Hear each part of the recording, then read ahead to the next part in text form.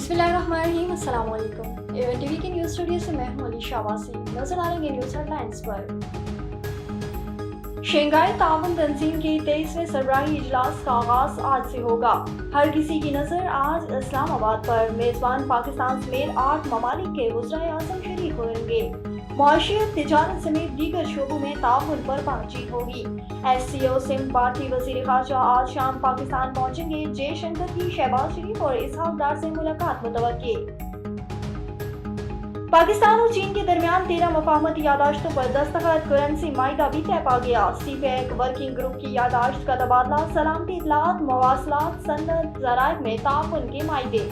तिजारत, वसाइल और दीगर शोबों में ताउन बढ़ाने के मायदे। पाक चीन वज़ीर-ए-आज़म ने न्यू गवादर एयरपोर्ट का वर्चुअल इफ्तिताह कर दिया।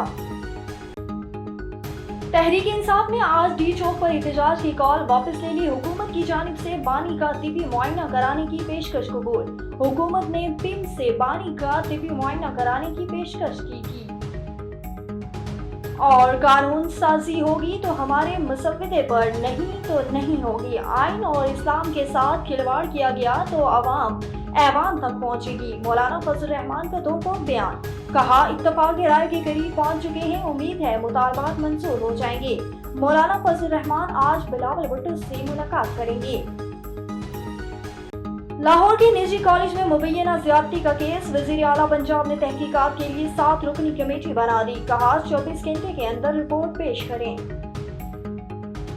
एवन टीवी के न्यूज़ स्टूडियो से फिलहाल के लिए इतना ही। मजीद खबरों और अपडेट्स के लिए देखते रहिए एवन टीवी।